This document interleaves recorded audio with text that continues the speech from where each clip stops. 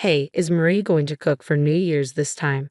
My mother-in-law's immediate reaction was a wave of hands in front of her face followed by laughter. No way, that's impossible. My daughter-in-law couldn't cook to save her life. She's the hopeless housewife who can't even manage a New Year's feast. I handle all the cooking around here. Her laughter grated on my nerves. It wasn't a joke, nor just playful banter. It was a direct insult. I had finally had enough. It was time to stand up for myself. I'm Marie, 28 years old, married just last year. I'm a full-time housewife who actually enjoys cooking, even if my husband's taste is forgiving as long as it's edible. He's kind, and we live in a newly renovated large house with a spacious kitchen island I've always dreamed of. It should be the ideal life. But from the start of my marriage, there's been one problem. My mother-in-law.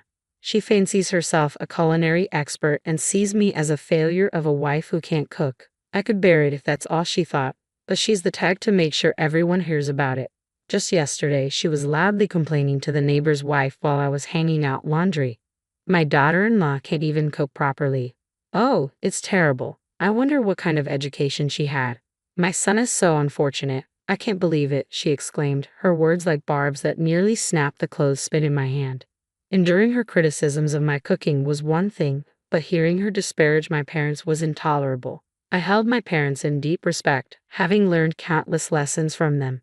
Yet my mother-in-law never bothered to understand or appreciate any of that. Instead, she chose to slander me daily. Today was no different. I could hear her sharp voice spreading gossip through the neighborhood. She doesn't even know how to season properly. If I don't cook, there's no flavor at all. Why did my son marry someone like her? The neighbors joined in, adding their own comments. Brad seems to have added tough to his plate. Why don't you teach her? I wish they would just stop, I muttered, my grip on the glass tightening until it cracked in my hand. In the evening when Gregory, my husband, arrived home, my mother-in-law was in the shower. Seeing an opportunity, I decided to share everything I had been holding back with him. Can't you do something about your mother? She's going around the neighborhood every day saying I can't cook. Can't you talk to her, Gregory? As I hung up the jacket he handed me, I opened up about my mother-in-law's behavior. Gregory isn't particularly fond of his mother, and he cares about me, so I expected him to defend me. I thought he would sympathize and say, that must be difficult, but his response was completely unexpected. Well, Mom has always been very particular about cooking, Gregory said, scratching his head and looking troubled. Particular about cooking, I almost blurted out, with all that heavy seasoning. I stared at Gregory in disbelief, but he remained serious. Come on, she's a good cook, right? Well, I don't really know much about good or bad cooking. Anyway, please get along with Mom. That's a wife's duty, isn't it? With that, Gregory left the room. Is this some kind of joke? That thought echoed in my mind. A good cook, a wife's duty. What does that even mean? A rush of frustration surged through me all at once. In truth, though I hate to admit it, my mother-in-law's cooking isn't exactly delicious. She's taken charge of all the cooking for the past year to keep me from doing it, but I've never found it enjoyable. She firmly believes that more seasoning equals better taste. Gregory, raised on that flavor, always finishes his meals without complaint, but I struggle to eat it every day. Consuming such heavily seasoned food isn't good for my health, and I worry it might even dull my taste buds. I managed to finish it somehow, afraid of the repercussions if I left any on my plate. Alone in the quiet of our bedroom, I let out a heavy sigh. The shock wasn't that Gregory didn't criticize his mother's cooking. It's a wife's duty, huh? It was that he didn't take my feelings seriously in moments like this. I longed for the taste of my parents' home cooking. As the year-end approached, the anticipation grew. It would be my first New Year since marrying into this household. It's customary for relatives to gather and enjoy a feast prepared by my mother-in-law. When Gregory mentioned this, I couldn't help but silently question, really? But outwardly, I just replied with an "oh." The relatives who come every year to savor my mother-in-law's cooking must be accustomed to it by now, but I couldn't shake the feeling of sympathy for them. Despite my mother-in-law's criticism of my bland taste and culinary skills, I have confidence in my cooking abilities, instilled in me by my parents. I yearned to cook for everyone and perhaps refine Gregory's palate. With determination, I braced myself to broach the subject with my mother-in-law, knowing it was a long shot. Mother-in-law, regarding the New Year's celebration feast. Here's the plan. I called out to her as she energetically pulled out large plates and pots in the kitchen. I'll help too. But when my mother-in-law turned around, her expression already signaled refusal. Marie, you can't even cook properly. So how can you prepare food for the New Year's celebration? You know that not just our family, but all the relatives will be here, right? That's why I'm saying this. I'm married into this family. It's my duty as a wife to. I argued desperately, but my mother-in-law simply shook her head. No, no. Do you want to create an awkward atmosphere right at the beginning of the new year? Everyone comes for my cooking. We can't disappoint them. If you understand, please don't interfere. I could only suppress my frustration as I watched her back.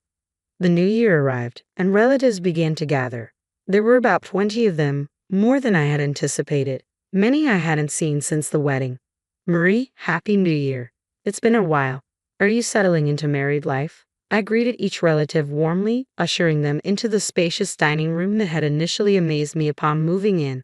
The unusually large dining room seemed perfectly suited for such gatherings. Inside, my mother-in-law was already engaged in conversation with arriving relatives. Then, one of them asked, "By the way, is Marie preparing the feast this year?" My mother-in-law's immediate response was to wave her hands in front of her face and laugh. "That's impossible. My daughter-in-law can't cook at all. She's a hopeless housewife who can't even manage a New Year's feast. I handle all the cooking around here," she declared with an unpleasant laugh. It wasn't a jest or a casual remark. It felt like a direct insult aimed at me. I had finally reached my breaking point.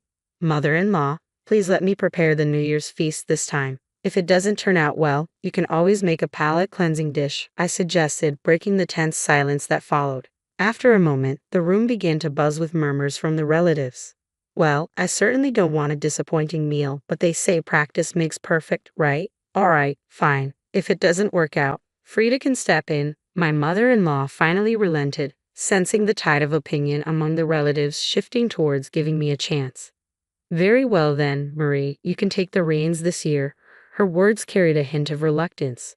"But remember, I could always step in. Ladies and gentlemen, indulge this hopeless housewife's whims for once." Oh, I have plenty to say about this. My heart swelled with pride at the opportunity to showcase my cooking skills in front of everyone. It was time to turn the tables. All that remained was to give it my best shot. The meal turned out perfectly.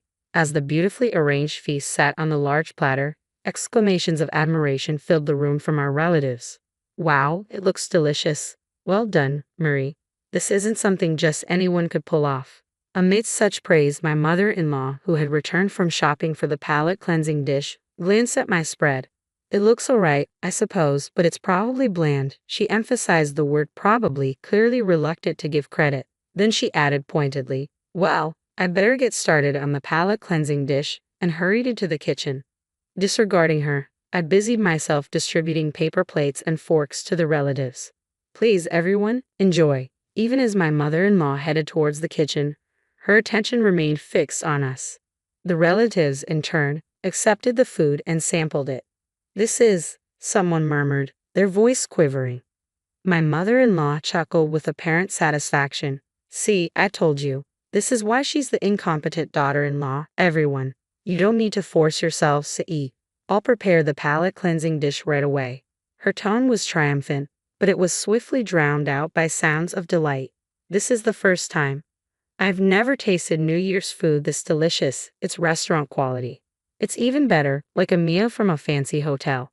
"Marie, where did you learn to cook like this?" My mother-in-law stood amidst the lively crowd, stunned into silence. With everyone's attention fixed on me and no one paying heed to my mother-in-law, I made up my mind to reveal the truth to everyone.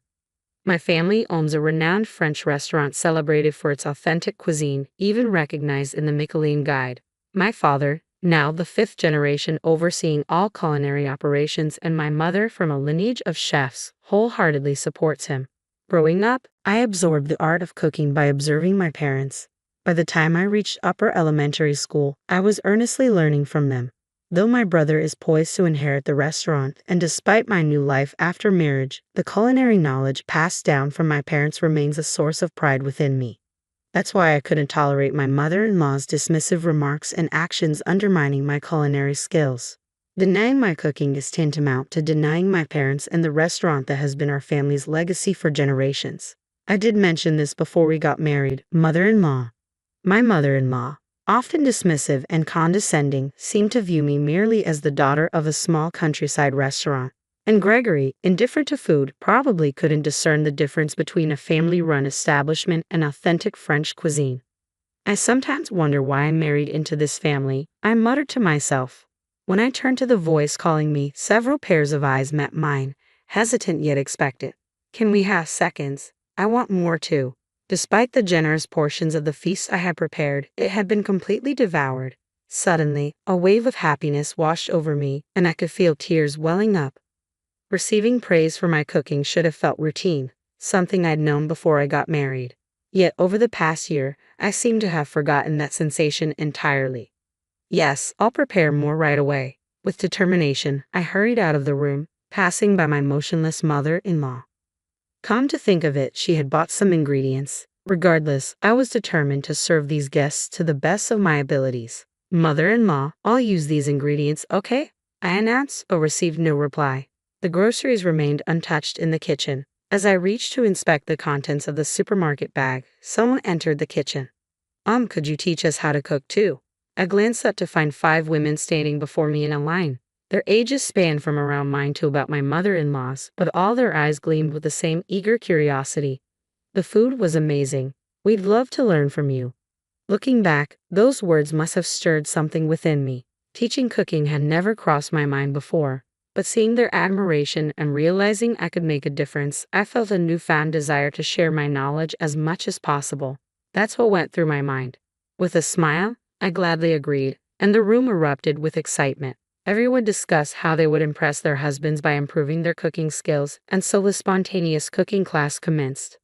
Observing us intently from afar, my mother-in-law silently tidied up, and when the dishes were finished, they were met with even more praise. I must admit, Frida's cooking tends to be a bit salty for my liking. Marie's dishes are delicate and refined, truly professional French cuisine. Mila beamed with joy at the recognition and applause from everyone. I felt a bit uneasy around my mother-in-law and offered a faint smile, but she remained focused on cleaning up without interruption. Just as I pondered how to break the tension, Gregory delivered the decisive statement.